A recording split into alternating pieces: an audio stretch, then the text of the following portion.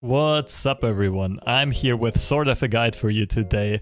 I feel like I'm not a true YouTuber until I've done one of those top 5 things on this and that sort of videos. So today I'm gonna bring you my top 5 tips on how to improve at Legends of Runeterra.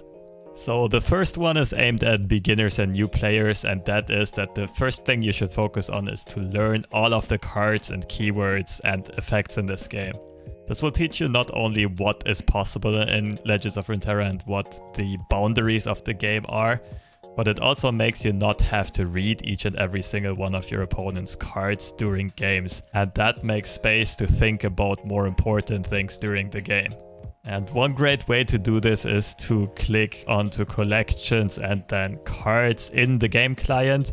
Click on show on own just so you see all the cards in the game and kind of just scroll through, see which cards you know, see which ones you don't know, right click on any kind of cards, check out what it does, and if you hover over the keywords you get a more detailed description. And if you swipe right and left you can also see the associated cards.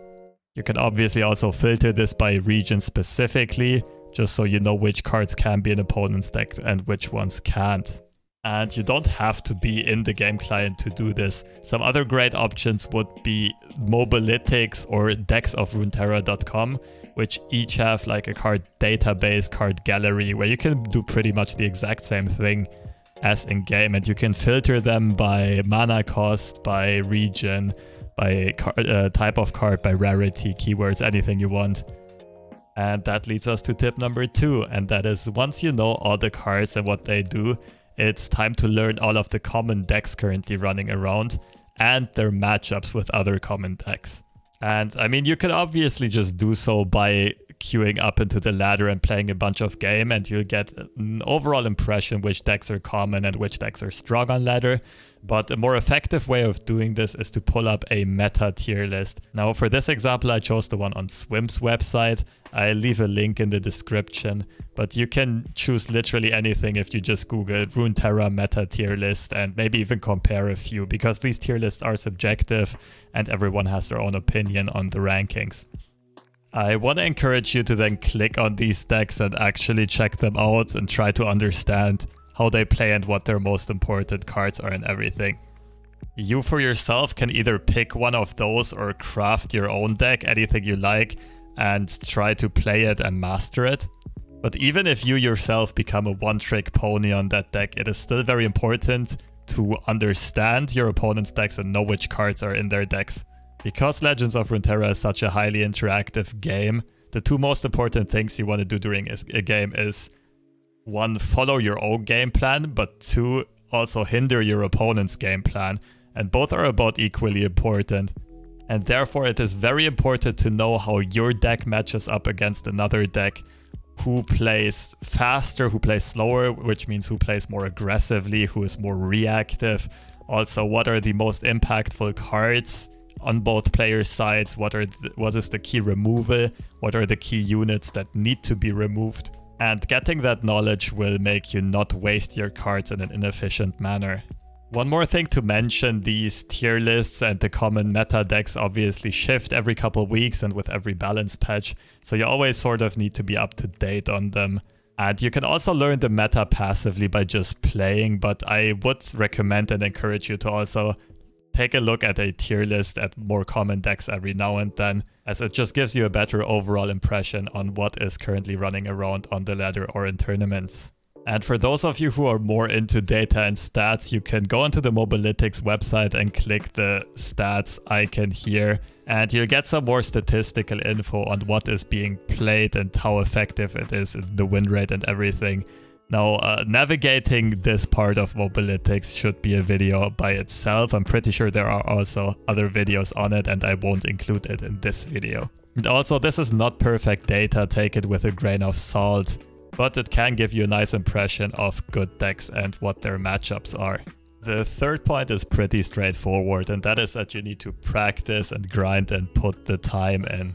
I would generally recommend you to focus on the ranked ladder if you're trying to improve, and I would also recommend you to first pick one deck you really like and try to master it. To get started, it can be really useful to first look at a deck guide, let's say on Diana Nocturne Aggro, and apply that knowledge right away. And while you improve at the deck and climb up the ladder, it's also super duper useful to look at more general guides on LOR or card game mechanics. Like, for example, if you didn't know what I was talking about earlier, when I said who is the more proactive reactive deck, who is the faster and slower deck, all those are definitely concepts you should be checking out. I do have a bunch of guides on my own YouTube channel. I'll link them in the description as well, but you can also find a ton of guides on all sorts of topics, both written and in video form, on stuff like YouTube, Reddit, Mobalytics. There are a lot of sources. Now, you can't just one-trick one deck all the way to Masters, but if you ever plateau or get bored of the deck or just want to become more of an all-rounder and more versatile at the game, I would recommend you to also test decks of different archetypes, to not only focus on aggro decks, but also try some mid-range, some control, some combo decks. Oh, the fourth tip is try to be very reflective and honest with yourself and analyze your gameplay in between rounds. Especially if you had a bunch of tough decisions during a game, or you had a game you felt you could have won if you played better. Think back to the most crucial decision points. Think about what you could have done better maybe, or what you could have done differently, and how else things would have unfolded. An even more effective way to do this is to record your own gameplay and rewatch it. Now, every Windows 10 computer should be able to do it with this Xbox Game Bar. I personally haven't tried it yet. I usually just recheck my own stream VODs or record stuff on Streamlabs. I'll just show you an example of yesterday's stream. Here I had a relatively tough decision on whether I want to remove Trundle with a Guillotine or be more greedy and play Ravenous Flock. The next card would have been Twisted Fate Gold card that removed him, but it does not play around cards like Troll Chant and Star Shaping and so on. So if I want to see if it was indeed the best player or which other options I would have had, I can kind of just scroll through this, check this out again, and think like, if I would have played the Guillotine instead, how else would the board have looked? I would not have had mana to guillotine the Ice Pillar, and the Ice Pillar would have tagged Twisted Fate with the vulnerable blee blah blue. A lot of scenarios. And whenever you do this type of analysis, I would really recommend you to start thinking in terms of probabilities. Since LOR is a game of imperfect information, we can never be absolutely sure what our opponent has in hand until they play it.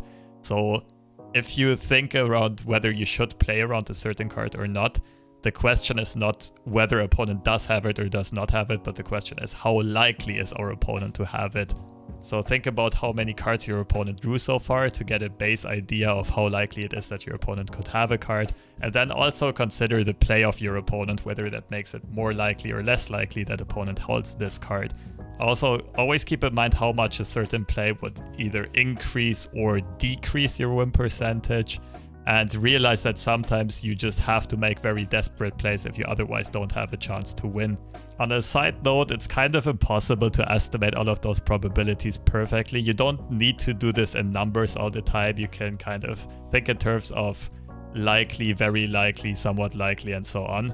And sometimes it's going to be really close between multiple options, where it's kind of impossible to say which one would have the best outcome, and opinions may even differ between people. Nonetheless, this is probably the most important skill to develop, and the better you are at estimating those probabilities somewhat correctly, the better you are at this game for sure. Last of all, tip number 5 would be have someone else look at your gameplay every now and then, especially if you feel like you're stuck, you're plateaued, you don't know what you're doing wrong, don't know how to improve anymore, and don't find any obvious mistakes in your gameplay. One great way of doing this is just scrimming friends, practice matchups you specifically struggle with, and then exchange your opinions. Ask them if they think you played the deck well, you made the right decisions, and so on. And just by getting other opinions on board and having to explain our thought process, we sometimes find faulty thought patterns and mistakes we are blind to ourselves. So decisions that are automated, which we assume are correct but are technically not correct. Some maybe even more effective ways of doing this would be to either co-op with someone. So you open up Discord, play together with a friend while screen sharing, and both of you discuss and make decisions together. Or another great option is to find someone to coach you. That can be super useful to detect bad habits and also to get some ideas and play patterns you might not have thought of before. And yep, those were the 5 best tips I could think of. I still generally do all 5 of these whenever there's a new expansion, and especially the last 3 just on a regular basis. So that's it for this video. Let me know if this was useful and whether or not I should make more of these types of videos. And if you want to see more, also feel free to suggest any topics I should make more guides about, as I sometimes tend to run out of ideas. Anyways, I'll see y'all on the next video. Peace out.